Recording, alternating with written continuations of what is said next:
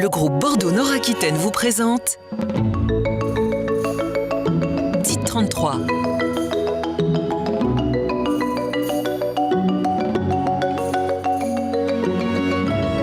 Dites 33.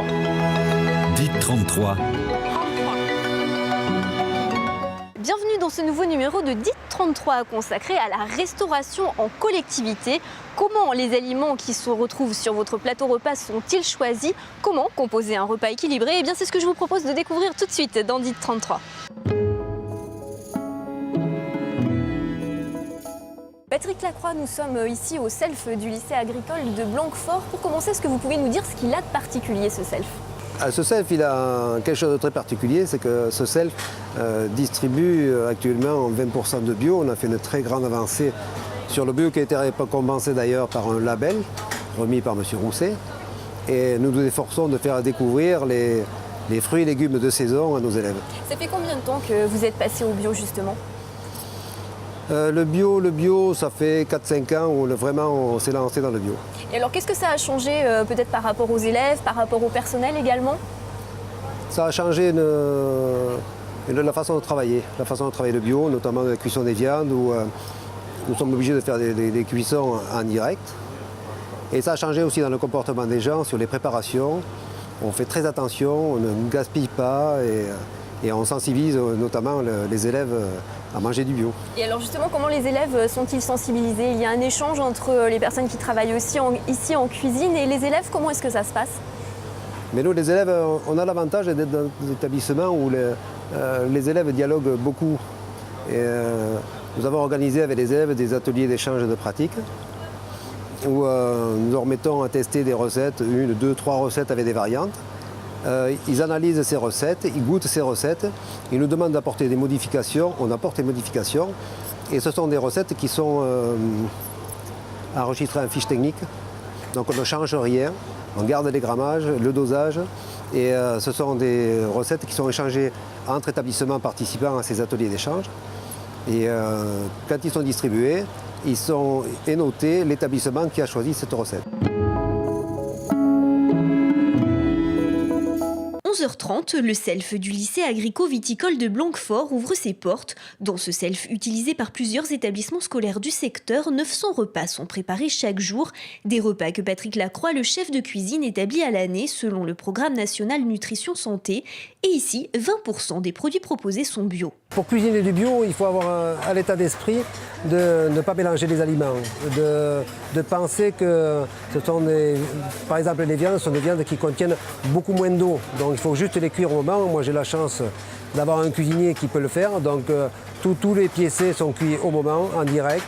Et pour tout ce qui est légumes et féculents, sont cuits dans des marmites différentes. Pain, fruits, légumes, fromages et autres produits bio ont donc pris place sur les plateaux repas des lycéens. Mais ici, aucune obligation de manger bio. Les produits proposés en bio sont également disponibles en version classique. C'est très très bon, tout va bien. C'est notre qualité de nourriture, quoi. Perso, je trouve que c'est bon ici, parce que comparé d'autres établissements, je trouve pas ça terrible, donc là je trouve que c'est vraiment bon. Ils nous mettent des choses beaucoup en lien avec l'agriculture, donc on mange du blé, du maïs, beaucoup de choses comme ça. Mais sinon dans l'ensemble ça va, ça se passe bien.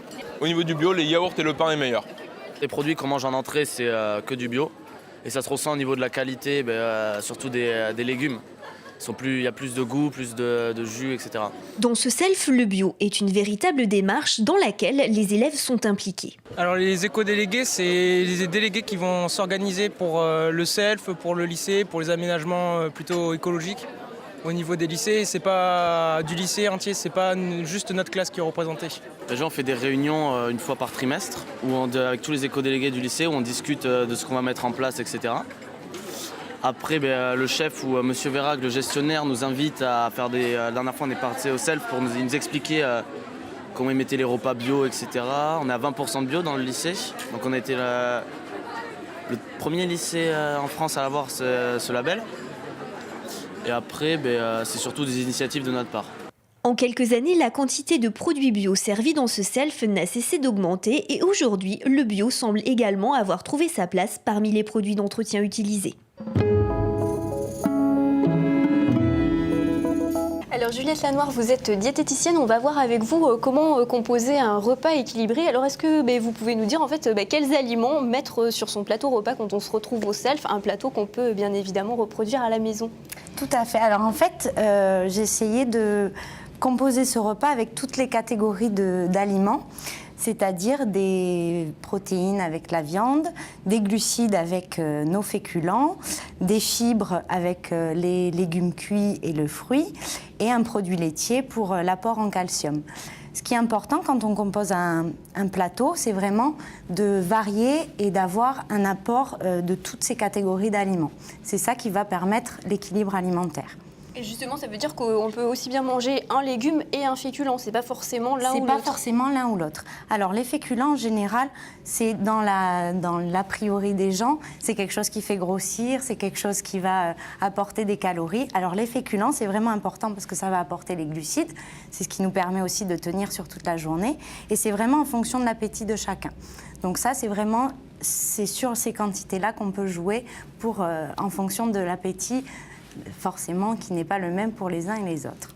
Donc ça veut dire qu'on a droit à une entrée, un plat, un laitage et un dessert, un fruit? Exactement, c'est pas forcément manger peu pour respecter l'équilibre alimentaire. C'est vraiment important de varier et d'avoir toutes les catégories de produits dans notre plateau, notamment les féculents, qui vont permettre de réguler l'appétit, et c'est ça qui va nous apporter les glucides pour la journée et avoir l'énergie nécessaire. Et après, on peut, j'imagine, procéder à quelques petits changements. Si on a envie de fromage plutôt que le yaourt, est-ce qu'il faut adapter voilà. par rapport à l'entrée ou aux fruits? Sur ce plateau-là, j'ai choisi de prendre plutôt un yaourt que du fromage, parce que nous avions déjà un petit peu de fromage râpé dans les pâtes.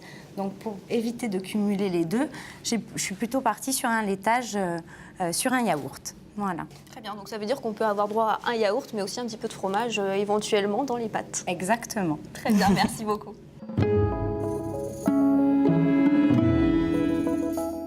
Au premier regard, Allium est une cuisine centrale qui pourrait ressembler à n'importe quelle autre, à un détail près, celui d'avoir été pensé pour préserver la santé et l'environnement. Chez Allium, les fruits et les laitages sont bio, les poissons sont frais, la viande à race achetée à des producteurs locaux situés à moins de 200 km. Alors, les avantages d'avoir des fournisseurs locaux, c'est d'avoir déjà une filière courte pour tout ce qui est empreinte carbone, de la réactivité, un délai de passation de commande et de livraison raisonnable. Et comme on travaille des produits frais, un produit frais, on le tue, limiter l'abattage, comme c'est en France, prendre de la viande française, ça réduit tous ces risques-là. Et en même temps, ces fournisseurs-là, l'économie, le chiffre d'affaires qu'ils vont faire par le biais de la société Allium, génère de l'économie en Gironde qui est retransmise sur la Gironde. Ici, les OGM, l'aspartame, les exhausteurs de goût et les graisses hydrogénées sont interdits. Autres molécules proscrites car dangereuses pour la santé, les phtalates et le bisphénol A. Les barquettes utilisées ici n'en contiennent pas, et pour les différentes collectivités que fournit Allium, ce mode de fonctionnement est un atout précieux. Dans nos établissements, on a engagé une démarche globale de santé environnementale, on dit parfois développement durable. Cette démarche consiste à avoir une précaution particulière autour du soin, autour du patient. Et la restauration fait partie de l'environnement immédiat du patient. Et cette restauration, même si elle est accessoire par rapport aux soins, il est essentiel pour nous qu'elle soit porteuse de sens. Bien sûr, de qualité autant qu'on peut le faire dans une collectivité, en tout cas, qu'il y ait une responsabilité qui soit partagée et que le patient le sache. Et c'est pour ça qu'avec Allium, nous avons la certitude d'avoir dans l'assiette des produits qui ne sont pas nuisibles à la santé, mais au-delà, un respect de l'environnement quant à la production de ces produits, que ce soit de la viande, des poissons, des légumes, quant au transport, au stockage et à la préparation de ces aliments.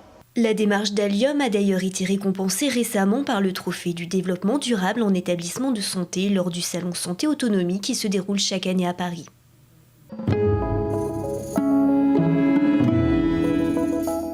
On va terminer cette émission en parlant de label. Première question, est-ce que vous pouvez nous dire très simplement ce que c'est qu'un label? Mais un label, c'est un moyen de certifier certaines qualités de l'alimentation. Ça peut être la labellisation AB, vous avez la garantie qu'il n'y a pas d'utilisation de pesticides et produits phytosanitaires qui ont été utilisés. Mais il y en a d'autres labels. Il y a le label commerce équitable, ça sera plutôt un engagement éthique. Mais ça ne va pas forcément dire qu'il n'y a pas d'utilisation des pesticides. Chaque label a ses propres garanties. C'est vrai, il y a une vraie jungle des labels aujourd'hui. Ce n'est pas toujours facile de se retrouver, mais au moins ça vous donne certaines garanties. Ça évite aux consommateurs de regarder en détail parce qu'ils peuvent faire confiance à ce label-là. Et ça permet aux cuisiniers, par exemple, de valoriser leur démarche parce que c'est quelque chose qui est très visible sur le menu, sur le produit. Et alors, acheter un produit avec un label, est-ce que c'est forcément la garantie de manger mieux? Non, le label, c'est un engagement en faveur de la biodiversité. Ça sera en cas, par exemple, de la viande labellisée label rouge. On sait qu'on en a plus de cette viande, ces volailles-là sont plus de place. Ça veut dire qu'on respecte plus le poulet. Ça sera au niveau de la AB, on sait qu'on a l'engagement des pesticides. On a moins d'utilisation des produits phytosanitaires. Alors, un label, effectivement, ça ne vous donne pas la garantie de manger bien. On peut théoriquement manger très mal, même avec des produits labellisés. Il faut toujours que ça soit suivi par une analyse nutritionnelle. C'est la fin de cette émission. Je vous donne rendez-vous dans 15 jours pour un nouveau numéro de DIT 33 consacré aux urgences de l'été.